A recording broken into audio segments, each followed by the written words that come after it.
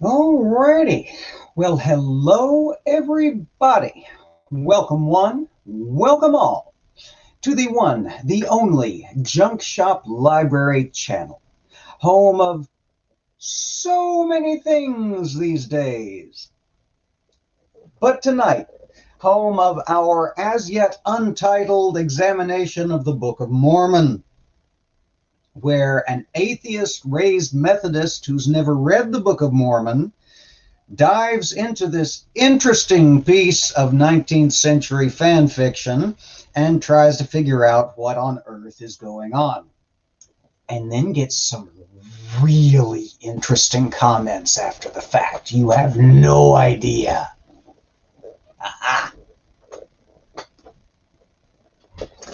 Much like the Bible, this holy text and the holy text study that is proceeding from it, not really for children. I don't see any children in the chat, but if we got children lurking or watching after the fact, nope, you got to go find your atheist content somewhere else, I'm afraid. Sorry, kids. All right, well, first and foremost, this show and the many others we produce on this channel would not be possible without the support of my patrons. Their names you see scrolling that way, because I know my right from my left. Scrolling that, damn it, I did it again. Scrolling that way, across the bottom of the screen. And these folks have become my fairy godparents over on Patreon and continue to give me their moral support, their constructive criticism, and their financial support and their creative feedback. And I literally could not be doing everything that I'm doing here on the channel without them. Certainly couldn't be streaming on the advanced professional version of StreamYard that allows us to stream as many days of the week as we want. And as those of you who were here yesterday know, with entirely too many guests, if the mood strikes us. Why don't I move my cursor off of the remove from stream button real quick? In particular, I do have to shout out the members of my top 2 patron tiers. These folks have really and truly gone above and beyond in support of the channel and have made a disproportionate difference in the channel's development and life and continuance. My illuminated manuscript level patron, Captain Kimothy, and my genuine calfskin level patrons, Bill, and my very first patron, Paul Camish, also a genuine calfskin volume himself. Thank you all so very much. I have no words.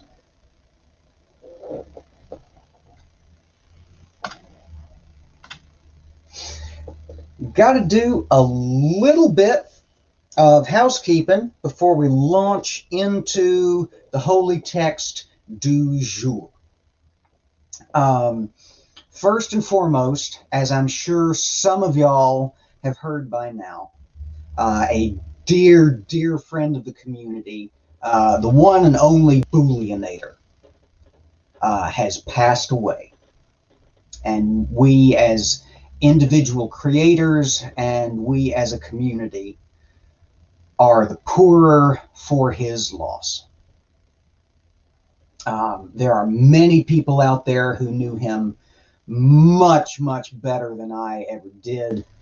But he was never anything but kind and gracious to me on the rare occasions we interacted, and we will be feeling his loss for some time to come.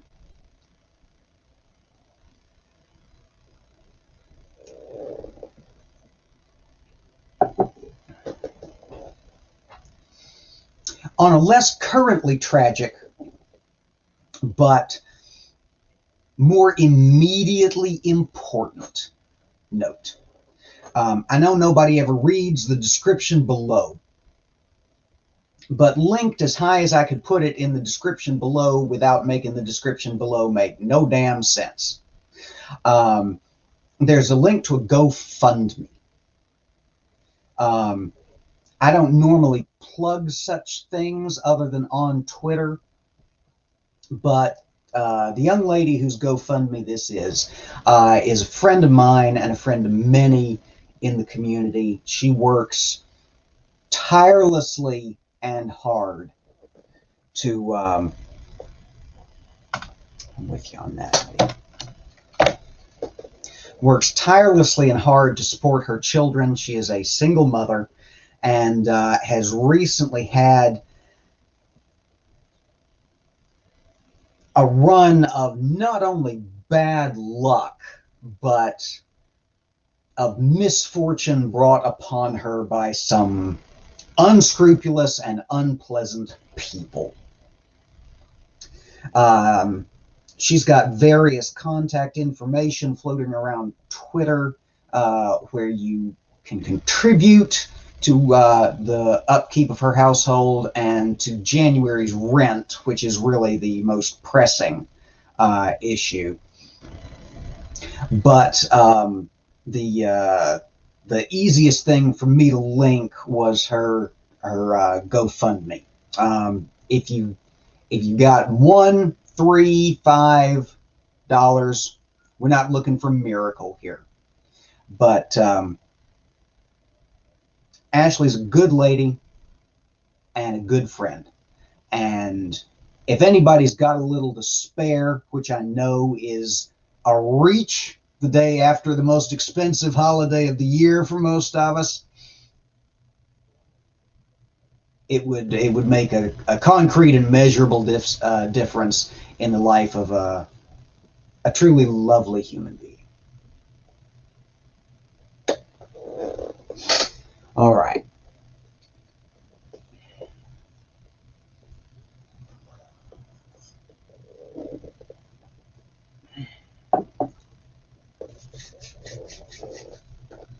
I feel like there was a channel-specific announcement I needed to make to y'all, but I will be absolutely damned if I know what it was. As ever. Oh, dear. Old Junk Shop's brain is like Mrs. Basil E. Frankweiler's filing cabinets. There's no... It's all there, but my God, finding it...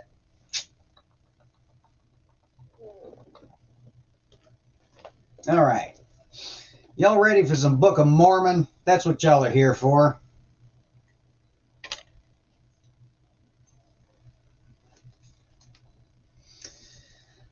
The Book of Mormon.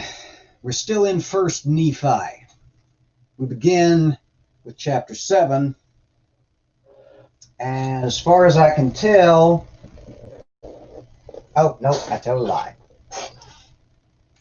There's my spectacles.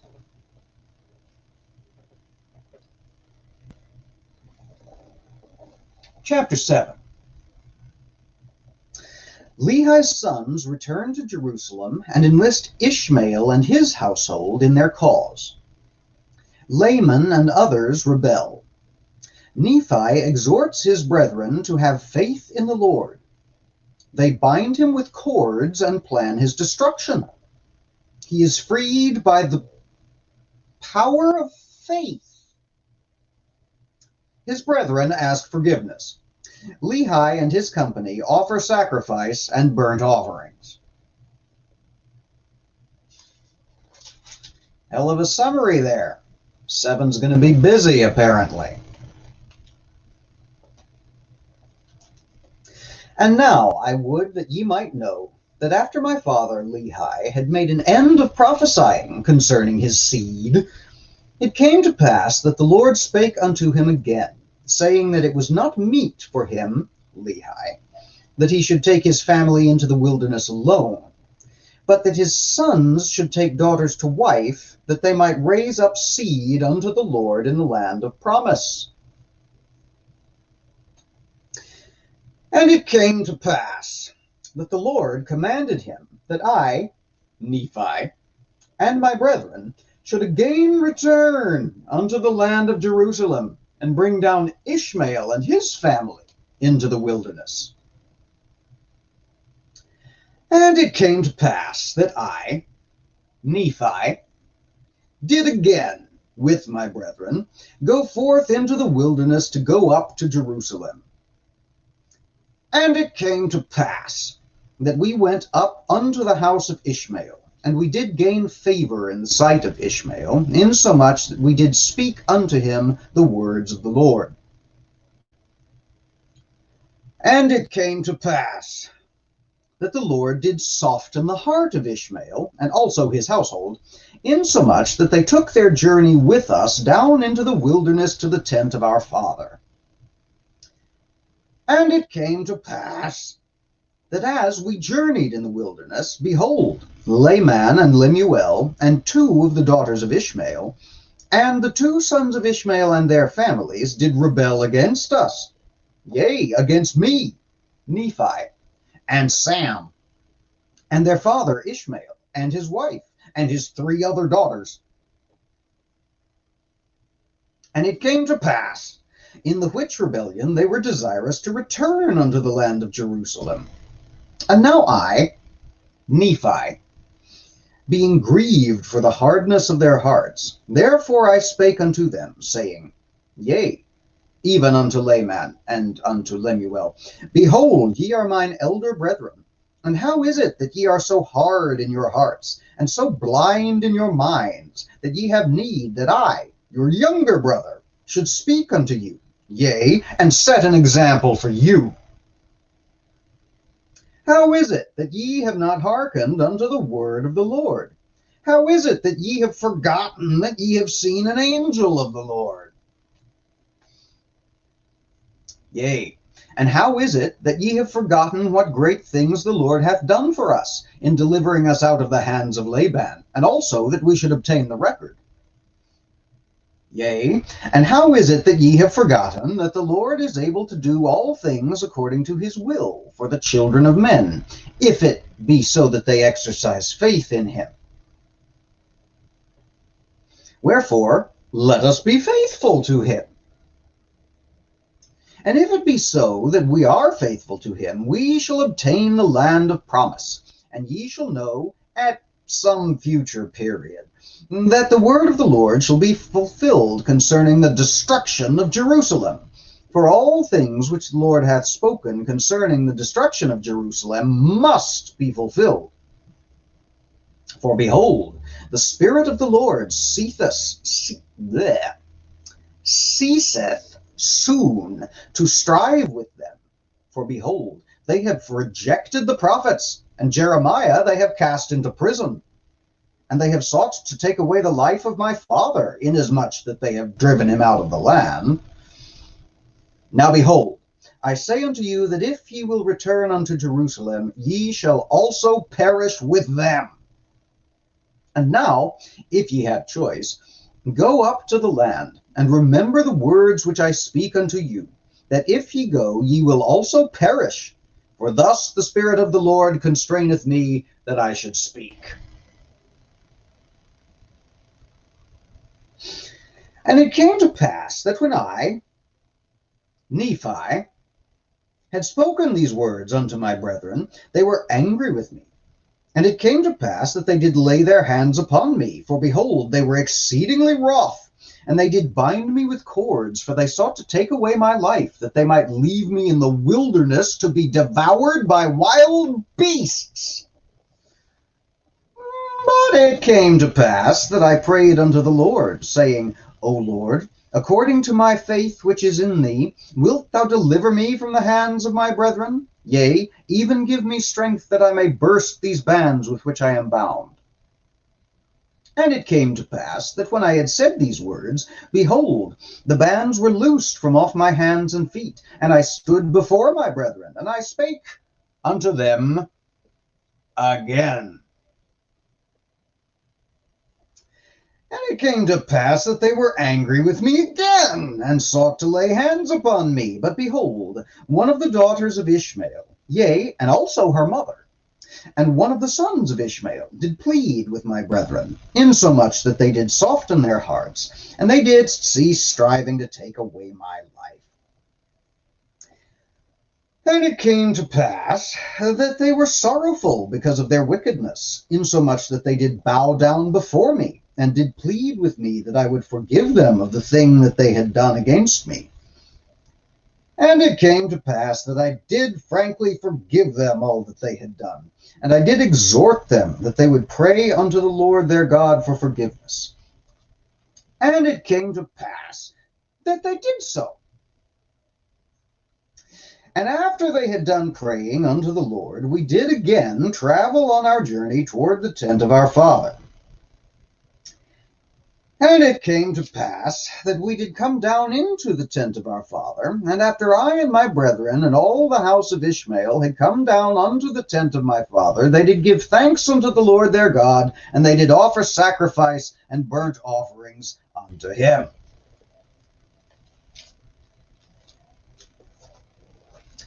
And there we've chapter 7.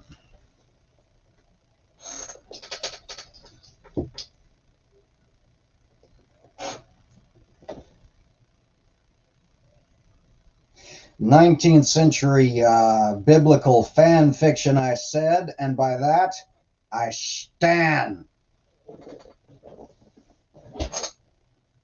Somebody said, I saw it go by in the chat out of the corner of my eye. There we go. Joseph ripoff? Yeah, it's certainly got a familiar smell to it, doesn't it? Yeah, agreed. And it came to pass, the only transitional phrase Joseph Smith knew. Apparently so. Apparently so. One of many beefs have I with this book. And the quality of the writing, right up there.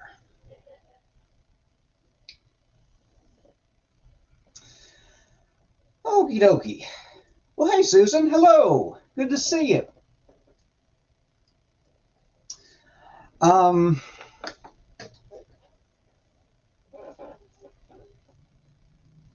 So, if you remember the last chapter, where they went up to Jerusalem, and they killed Laban, and they put on his clothes, and they went creepsy and tricksy into the storehouse, and they stole the tablets containing their genealogy, which also conveniently happened to contain the laws of Moses. And they stole the servant who was supposed to be guarding them as well, because apparently Nephi was so good at imitating Laban's voice that he could even fool his trusted servant who was in charge of the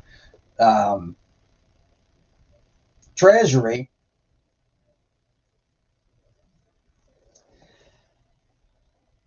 After all that, they trudged 3 days across the burning-ass desert, TM, all the way back to this encampment where Nephi's father is hanging out in the desert waiting for his will to be done. Now, about as soon as they get there, they're met with great sacrifice and joy. And then the word of the Lord comes to Nephi's father. He has another damn dream. It says, hey, you ain't got no daughters, motherfucker. How the hell do you think you're going to populate this promised land I'm going to give to you?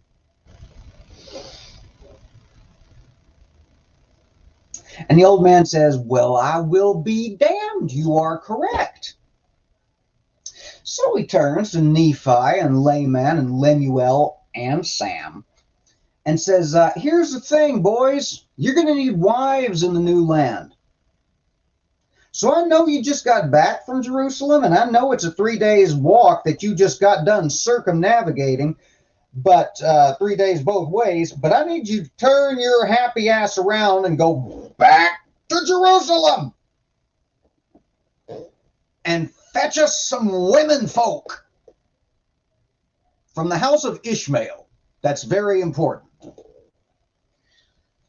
The response, hey, PJ, and Math Big, up to all manner of weirdness in the chat, I see. Mark found us. Mayhem. And anyone else I may have missed. The response of the brothers is not recorded, but they do what they're told. They pack up their wine skins and some victuals, and they go hauling ass across, once again, the same exact motherfucking stretch of the burning ass desert, TM, until they get back to Jerusalem. And despite being wanted men for theft and murder and servant stealing and God only knows what else, they managed to convince Mr. Ishmael that Mr. Ishmael should pack up his whole ass household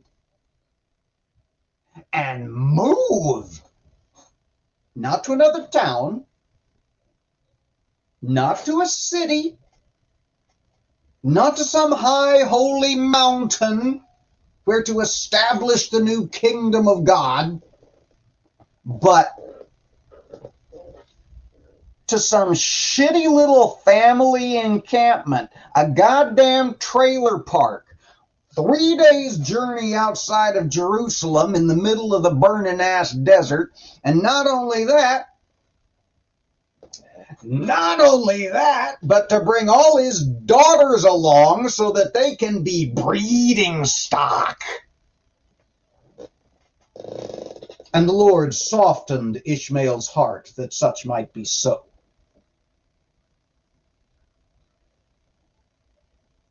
So they pack up Ishmael and supplies and his wife and also his daughters and so forth and so on. And they hie themselves out into the burning ass desert, TM, again. Now, for those of you keeping track, Nephi and his brothers have done this. Let's see, they started in Jerusalem. They went and made camp. The old man sent them back to Jerusalem. That's another 3 days. They got the plunder and the servant. They came back to camp. That's another 3 days. The old man sent them after women folk. They went back to Jerusalem. That's another 3 days. Now they're headed back to the encampment again. Another projected 3 days. But they don't make it all the way. There's an uprising. An uprising, I say.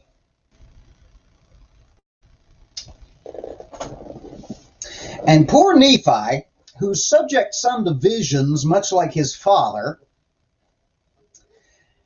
is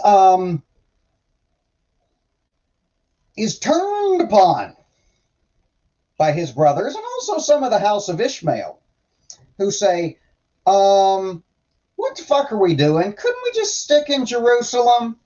It's a nice big city. It's got wells. There's pastures outside. There's livestock and shit. None of this wandering out across the burning ass desert, TM, in search of a promised land. What the hell is the promised land anyway? We're in the promised land. We're in Jerusalem. We're in Mount Zion. Moses promised us this land as was promised to him by God, as was promised to Abram and Isaac and Jacob, lo, these many moons ago from floating lamp days of Yahweh. But no, the old man who's currently parked out there in the middle of the desert with no sheep has decided he's had a vision and he's going to get a better promised land.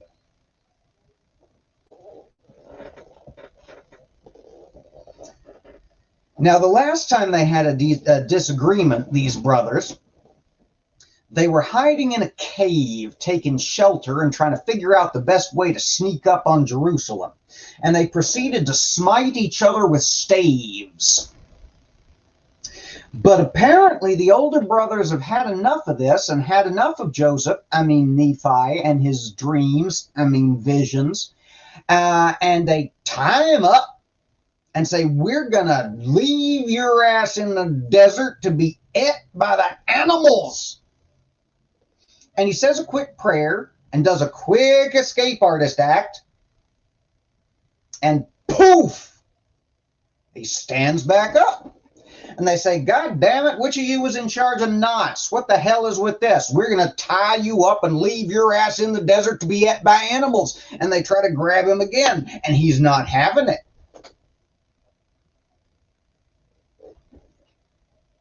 And for some reason, they don't follow through with the murdery shit. Their hearts are touched. Hey, Spartan, a new face in the crowd. Good to see you. Hope you feel welcome. So anyway, that minor drama aside, they trek the rest of the way of the 3 days journey across the burning-ass desert, TM, and they fetch up at the old man's encampment, and the old man says, yay, now my sons can have wives. And much rejoicing is had by all. And that's, yeah. Chapter 7.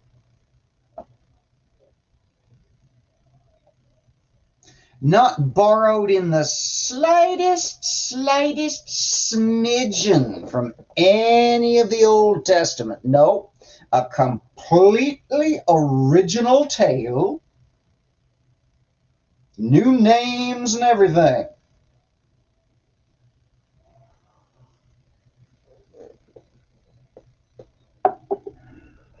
Trademark. Math Pig. Trademark. In parentheses. He says in parentheses.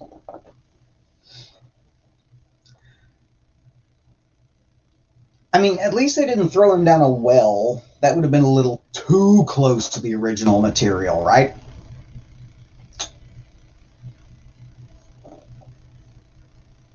I miss anything riveting in that chapter?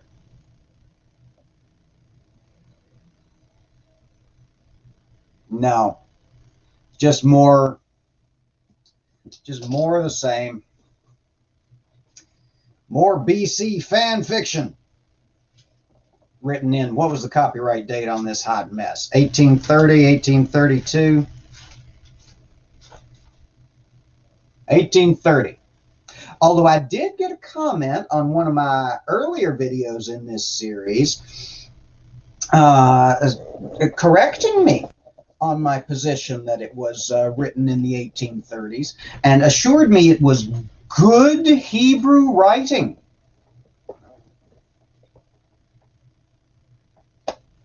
Mama Atheist, how you doing? Y'all ready for chapter 8? See what Mr. Nephi gets up to in chapter 8.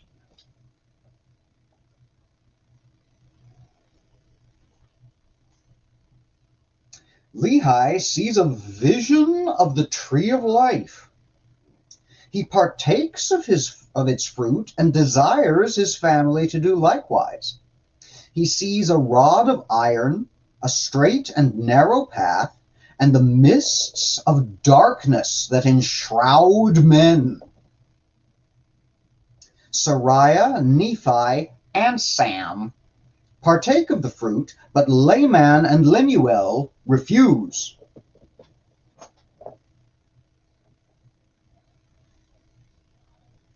Oh, good. A vision.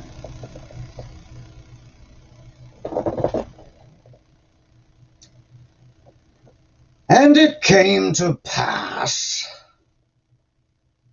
that we had gathered together all manner of seeds of every kind, both of grain of every kind, and also of the seeds of fruit of every kind.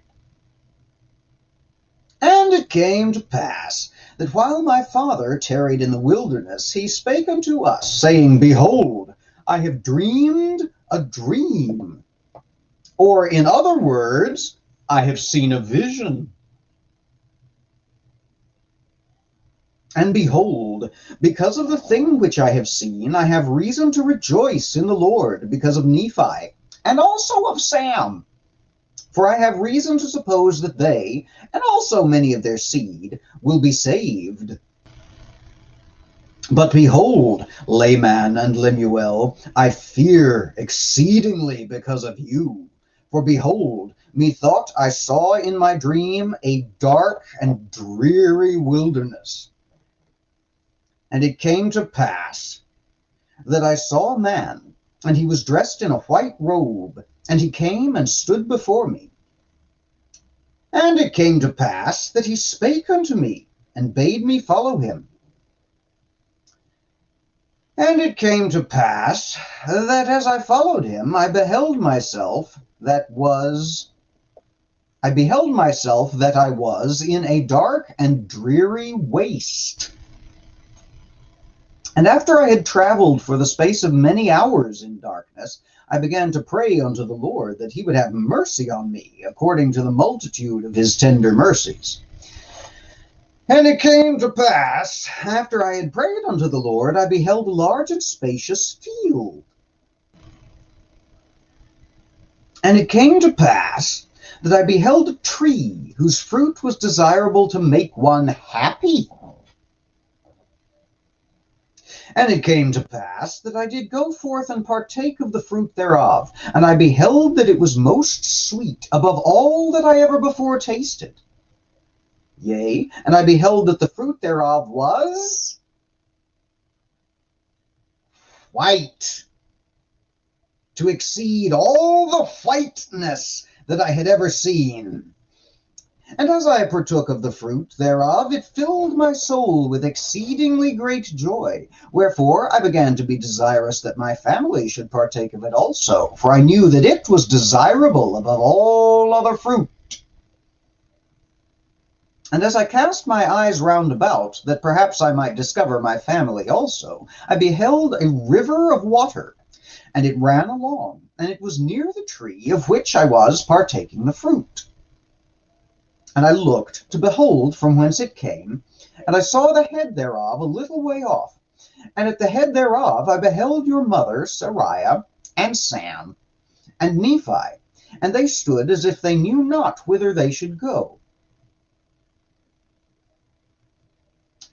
And it came to pass that I beckoned unto them, and I also did say unto them with a loud voice, and that they should come unto me, and partake of the fruit, which was desirous above all other fruit. And it came to pass that they did come unto me, and partake of the fruit also. And it came to pass that I was desirous that Layman and Lemuel should come and partake of the fruit also. Wherefore I cast mine eyes towards the head of the river, that perhaps I might see them. And it came to pass that I saw them, but they would not come unto me and partake of the fruit. And I beheld a rod of iron, and it extended along the bank of the river, and led to the tree by which I stood. And I also beheld a straight and narrow path, which came along by the rod of iron, even to the tree by which I stood. And it also led by the head of the fountain unto a large and spacious field, as if it had been a world. And I saw numberless concourses of people, many of whom were pressing forward, that they might obtain the path which led unto the tree by which I stood. And it came to pass that they did come forth, and commence in the path which led to the tree. And it came to pass that there arose a mist of darkness, yea, even an exceedingly great mist of darkness, insomuch that they who had commenced in the path did lose their way, that they wandered off, and were lost. And it came to pass that I beheld others pressing forward, and they came forth and caught hold of the end of the rod of iron, and they did press forward through the mist of darkness, clinging to the rod of iron, even until they did come forth and partake of the fruit of the tree. And after they had partaken of the fruit of the tree, they did cast their eyes about as if they were ashamed. And I also cast my eyes round about, and beheld, on the other side of the river of water, a great and spacious building, and it stood, as it were, in the air, high above the earth. And it was filled with people, both old and young, both male and female, and their manner of dress was exceedingly fine, and they were in the attitude of mocking, and pointing their fingers towards those who had come at and were partaking of the fruit. And after that they had tasted of the fruit, they were ashamed because of those that were scoffing at them, and they fell away into forbidden paths and were lost. And now I, Nephi, do not speak all the words of my father, but, to be short in writing, behold, he saw other multitudes pressing forward, and they came and caught hold of the end of the rod of iron, and they did press their way forward, continually holding fast to the rod of iron, until they came forth and fell down and partook of the fruit of the tree. And he also saw other multitudes feeling their way towards that great and spacious building. And it came to pass that many were drowned in the depths of the fountain, and many were lost from his view, wandering in strange roads.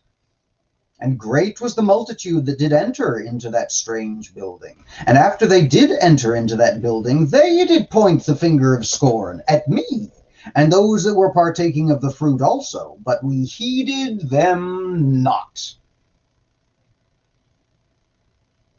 These are the words of my father.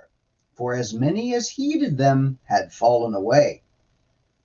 And Laman and Lemuel partook not of the fruit, said my father. And it came to pass, after my father had spoken all the words of his dream or vision, which were many, he said unto us, because of these things which he saw in a vision, he exceedingly feared for Laman and Lemuel. Yea, he feared lest they should be cast off from the presence of the Lord. And he did exhort them then, with all the feeling of a tender parent, that they would hearken to his words, that perhaps the Lord would be merciful to them, and not cast them off. Yea, my father did preach unto them. And after he had preached unto them, and also prophesied unto them of many things, he bade them to keep the commandments of the Lord, and he did cease speaking unto them. And that is chapter 8.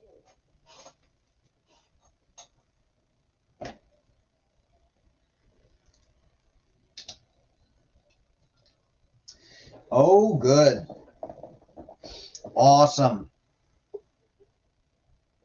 The old man's dream journal. How could anything ever be more riveting or edifying?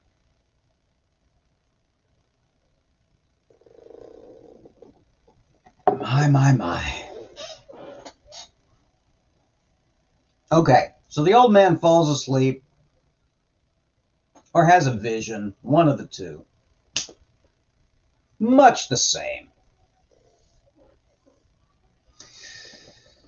This old man, whose wife's primary reproach against him is that he is a visionary man.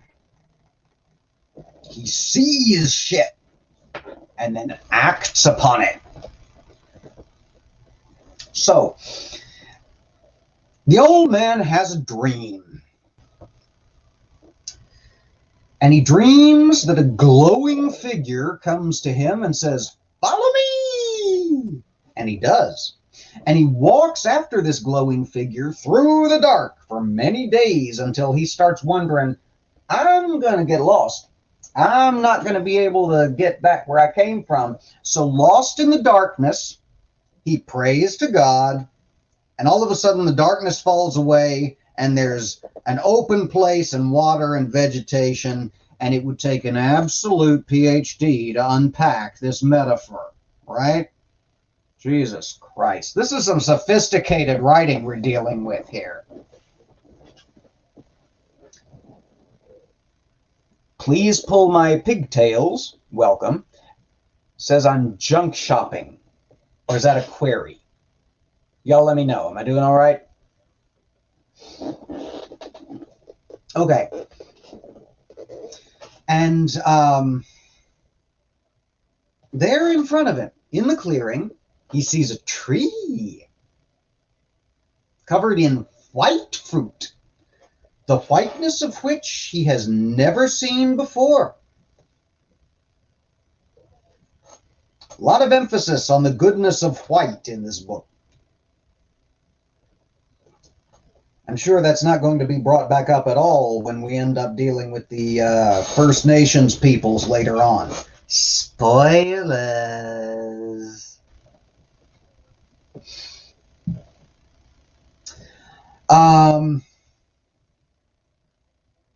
So he takes the fruit and takes a bite, and it's the best damn thing he's ever had in his mouth.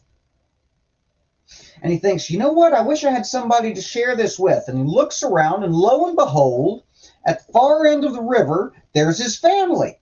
And he cries in a loud voice. Says, hey, y'all, this fruit is good. And they come to him. Hey, Shadow Kitty, what's going on? And they eat of the fruit, except for two of the sons.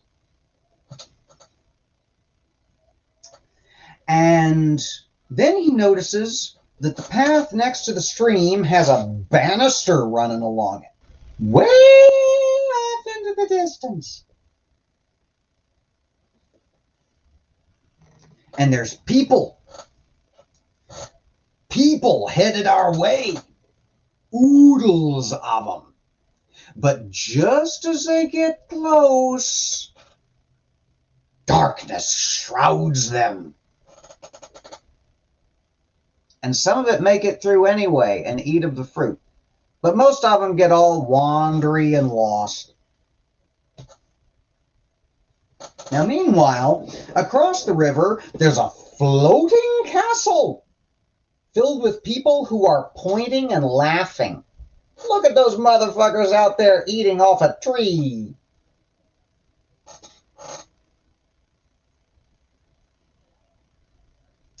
Again, this is a remarkably sophisticated metaphor that it would take years of study to unpack. Come on, y'all. Is this what we have to deal with? Is this what this fucking book is going to be like all the way through? No, Spartan, it's in the abundance of water. The fool is thirsty. I know my Bob Marley. The abundance of water, the fool is thirsty. Rat race. Okay, so this very complicated vision, very detailed and very complicated vision, boils down to, you've got the truth now, old man. Make sure everybody swallows it. Make sure everybody eats your fruit. And don't worry if people wander off to other places or faiths. The ones who are with you will stick with you, and the truth is a sweet, sweet fruit, a white one even.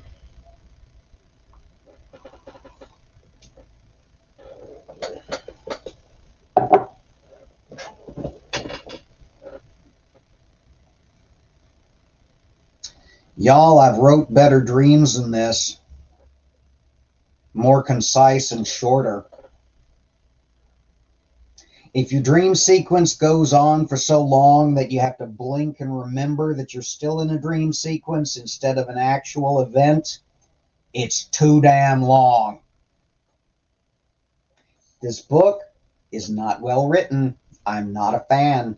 Just at a basic lit crit level.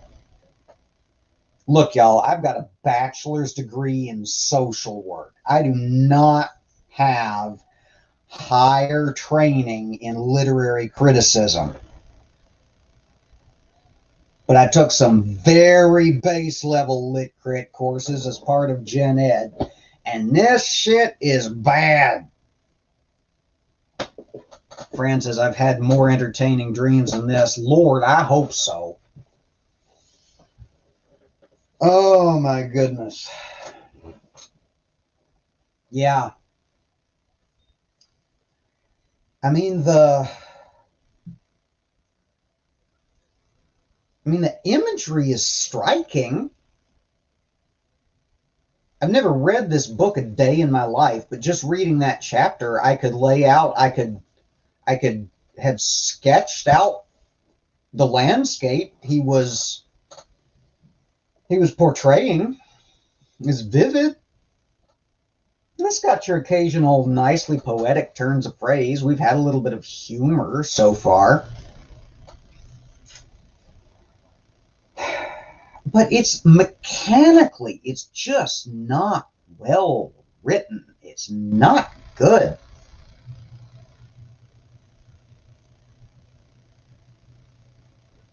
The same points could have been made more concisely, with less repetition and less back and forth and back and forth and back and forth. You could have combined those errands at least, could you not have? The tablet fetch an errand and the women fetch an errand. You could have just done that in one fell swoop. Lord.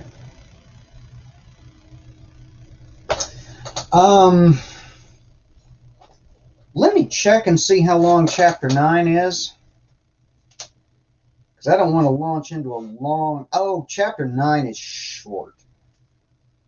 Is Paul here? Because we might be ending on an odd-numbered chapter. But we've got 47 minutes, and chapter 9 is short. So we're going to do one more chapter, because honestly and truly, I'm enjoying this. The word parable was held for moderator review. Look, y'all, if y'all hadn't experienced the joy that is the current YouTube moderator bots, ooh, doggy. Those bots have gone absolutely control bonkers. Chapter 9. Nephi makes 2 sets of records. Each is called the plates of Nephi. The larger plates contain a secular history. The smaller ones deal primarily with sacred things.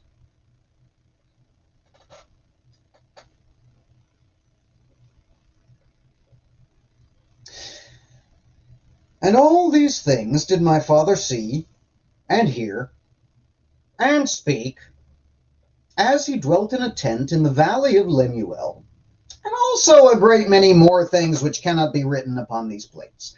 And now, as I have spoken concerning these plates, behold, they are not the plates upon which I make a full account of the history of my people. For the plates upon which I make a full account of my people, I have given the name Nephi. Wherefore they are called the plates of Nephi, after mine own name. And these plates also are called the plates of Nephi. Nevertheless, I have received a commandment of the Lord that I should make these plates for the special purpose that there should be an account engraven of the ministry, an account engraven of the ministry of my people. Upon other plates should be engraven an account of the reign of the kings and of the wars and contentions of my people. Wherefore these plates are for the more part of the ministry, and the other plates are for the more part of the reign of the kings and the wars and the contentions of my people. Wherefore the Lord hath commanded me to make these plates for a wise purpose in him, which purpose I know not. But the Lord knoweth all things from the beginning. Wherefore he prepareth a way to accomplish all his works among the children of men. For behold, he hath all power unto the fulfilling of all his words. And thus it is. Amen.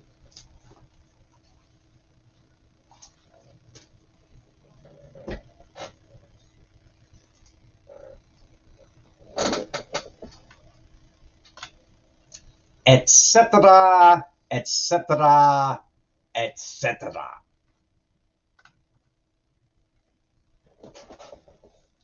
There's more to the story than this, but I ain't be bothered to write it down just now. It's in the other book that I'm going to get around to writing one of these days. Don't sweat it.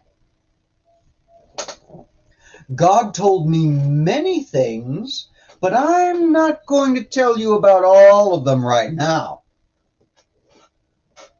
I have a girlfriend, but you don't know her. She goes to another school. In Canada.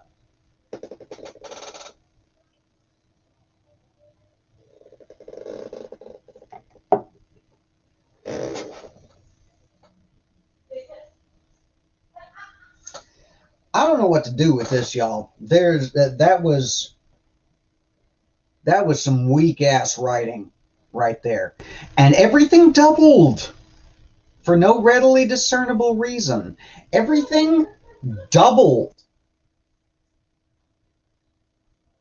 Says we're going to do this. We're going to but he repeats everything. And it annoys me. And I'm getting whiny talking about how much I annoyed. It says not all of the things are going to be in this book. But there's another book that has all of the things in it, except for the things that are only in this book and not in that book, which has all the stuff except for the stuff which is only in this book. Is that clear? Awesome. Word of God for the people of God. Thanks be to God.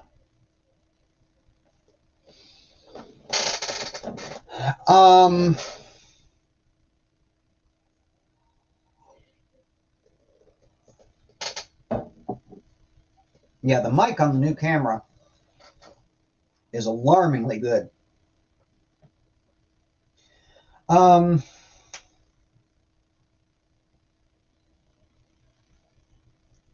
There's no reason for this parenthesis. You could have added one line at the start of the chapter saying, the spiritual history of the son of the family of Nephi. And then in the other book, you could have started it with one line saying, the military, confrontational, conquest, and politics-based history of the family of Nephi. That's all it would have taken. No need for this entire chapter. This entire chapter, where's a goddamn editor when you need one? Just cut that entire thing out and move on. Everything doesn't need to be included. Kill your darlings, as we say in the trade. Oh. This fan fiction, it's fan fiction. What have I gotten myself into, y'all? What have I gotten myself into? The King James Bible wasn't bad enough. Now I'm going to give myself an aneurysm over a 19th century piece of fan fiction. What am I going to do next? Fucking Twilight and 50 Shades? Sweet Jesus.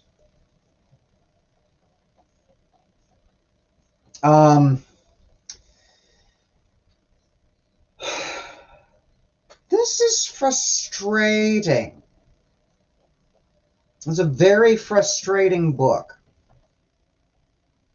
Poorly written. Occasional little fragments of beauty. You ever been diamond hunting in those shitty mountains in Arkansas? where there's like broken glass from Coke bottles scattered everywhere, and you pick up anything sharp you can find, and for the nominal charge of like $100, they'll analyze them and tell you if it's Coke bottle or if it's diamond. That's what this feels like. There's an occasional diamond here, but most of it is just dirty, broken glass that was a snack container once upon a time. Written by a known and convicted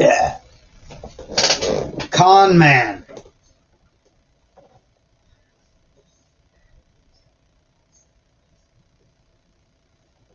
Okay. All right. Okay. All right. I did not have an aneurysm during Numbers. I did not have an aneurysm during Deuteronomy. I did not have an aneurysm during motherfucking Psalms. I am not going to have one during the Book of Mormon. But oh my stars, y'all, this is fucking frustrating. This is not a good book. It is not a good book.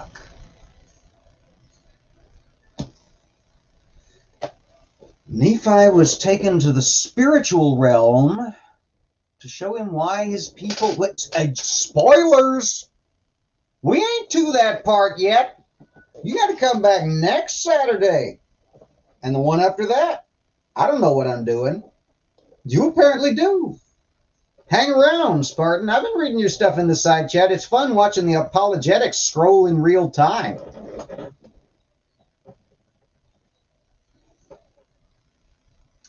And it came to pass that the top of the hour approacheth. I want to thank everybody for coming out to hang out with me today. It's Saturday evening.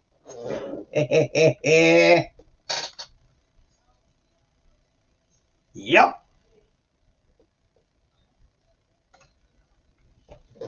It's Saturday evening, and for no readily discernible reason, y'all decided to hang out with some skinny, bald NB reading from the Book of Mormon and making fun of it. I thank y'all so much. I love what I do, and I'm so happy to be able to do it, thanks in large part to y'all's continued support. Ox, I saw you sneak in there early. I'm sorry I didn't say hello when you showed up, but I've been seeing you over there. Hope you're doing well, my friend.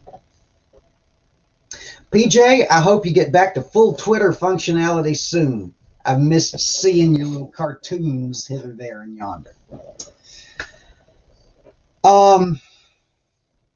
So as we wrap up here, if you got a glass handy or a cup of coffee or a mug of tea or whatever, let's raise it to Bullionator. Friend to many, asset to more. I didn't know you, but you will be missed. Cheers.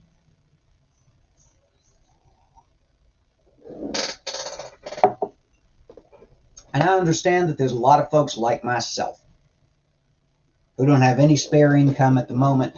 But if you wouldn't mind taking a moment and sharing the GoFundMe that's linked below, just fire that off into the void somewhere. Maybe share it on Facebook. I'm not on Facebook, so there's a whole lot of folks out there I can't connect with. But my friend's in a real hard place right now. And if you could just share that around, I'd appreciate that immensely. I'd count it a personal favor. Thank you.